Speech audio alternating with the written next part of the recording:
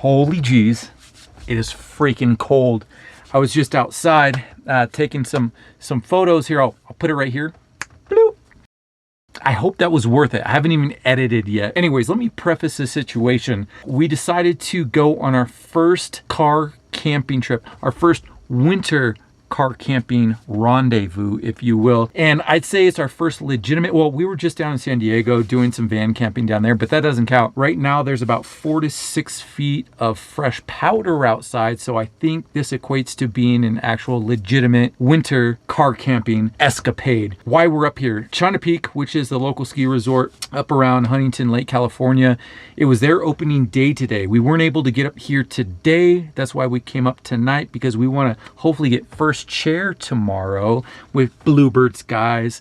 So here's to wishful thinking on that. Another reason why we came up here tonight is because we didn't want to deal with the traffic tomorrow morning, because we're in the van and I just have the factory tires on there. So I didn't want to constantly turn out for people to pass. So there was no traffic on the way up tonight. So it worked out perfectly. However, we did park in the parking lot at the ski resort. Security came by and said, no, that's a no-go. You can't camp here. So we went a little further up the road and we're kind of in a turnout right now. So hopefully we don't get another knock on the van to wake us up and have us move. So fingers crossed on that. But I guess this all brings up a topic, and that's winter car camping and winter, to be more specific, winter car camping essentials. Winter car camping is not for the faint of heart. And it can be rather dangerous if you're not prepared. So I have a list of things that I generally make sure that I have, and I'm going to grab that list and I'm going to let you know what I have on my list. And if there's anything that I miss on my list, please let us know in the comment section below, because it's pretty much we're all looking out for each other. So speaking of that list, here it is. Extra food and water, of course, definitely essential. For whatever reason, if you happen to get stuck, you want to make sure that you have proper nutrients and hydration, along with blankets. So wool blankets and sleeping bags. In addition to that, a heater. Though, I mean, it may not be that practical. We have a propane heater, so that's what we use.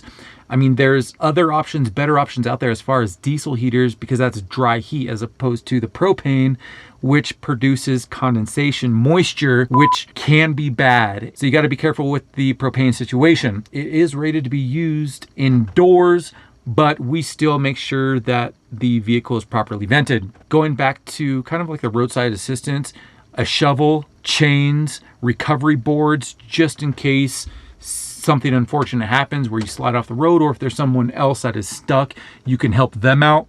What else? First aid kit, fire extinguisher, smoke alarm, CO2 alarm. What else? Headlamps, flashlights, and some form of communication, whether it be a cell phone. But if you're up in the wilderness, Garmin has something. I'll plug it in right here somewhere. But satellite radios are very clutch if you are in a place that has horrible signal. If not horrible, no signal whatsoever. I don't have one, but I am looking into those at the moment. A little stove and coffee. I mean, definitely essential. And you know what I'm talking about? Like the little burner stoves, little mini stoves. What else? A hot water bottle. And the reason for that is because filling up a hot water bottle with hot water and then putting it in your sleeping bag by your feet is a lifesaver. So if you don't know about that hack, there you go. What else? Layers. So as far as clothing, layers upon layers. So you have your base layer, you have then a long sleeve, then a hoodie, then a jacket over that. And as far as the layers, wool is definitely essential, because wool is one of those fabrics that if it gets wet, it can still keep you warm, relatively speaking, as opposed to cotton. So wool definitely essential for your base layers. Wool socks, wool beanies, wool gloves, wool everything.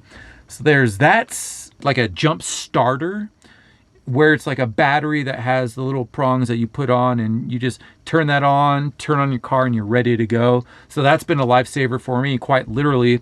Extra power. So in regard to power, I have a couple Blue Eddies. I have a Jackery at home, but I figured this is just going to be a one-night trip. And with the Blue Eddy, I have a big one and a small one. The big Blue Eddy is an AC200P, I believe. It's a 2000 watt power station. And then I also have a smaller one, which is a EB55, and that's a 700 watt power station. So with the smaller one, I have it charging radios, flashlights, cell phones, and batteries like GoPro and whatnot for snowboarding tomorrow. And then the big one, that one runs the LEDs, the fans, and the fridge. So yeah, so I have plenty of power for just one night out. And if it were a longer trip, I'd actually have a third power station with me. Call me a little paranoid, but better safe than sorry. And then a compressor. So a compressor for just in case you happen to be stuck, whether it be mud or snow, you can air down your tires for more traction. Then once you get out of whatever situation you are in, you can go ahead, hook up the compressor, and then air your tires back up so you can be on your way. And then actually, not on the list, a toilet. Now a toilet can definitely be essential because if you're camping out and in the middle of the night you have to use the restroom, you don't want to have to get out of your vehicle completely freezing. I mean, and you have to take off your pants. Well, I would think you'd have to take off your pants in order to use the restroom. That can be absolutely miserable. So save yourself the hassle and save yourself from freezing your butt off quite literally, and get a bucket, whether it be like a paint bucket, we have a Lugaloo, or a bottle, whatever, what plastic bag, whatever you have to do so you don't have to go outside. So yes, that is that in regard to the essentials. So like I was saying in the beginning, please, if I missed something on my list, let us know in the comment section below. And as always, I hope that you found this video helpful, perhaps intriguing. If you did, please go ahead and give this a thumbs up. And if you aren't already subscribed, please consider subscribing if you want to hang around and see kiteboarding, surfing, wakeboarding, ventures in the van, ventures outdoors, and quite a bit of hair and beard stuff. So yeah, until the next one, peace. We out.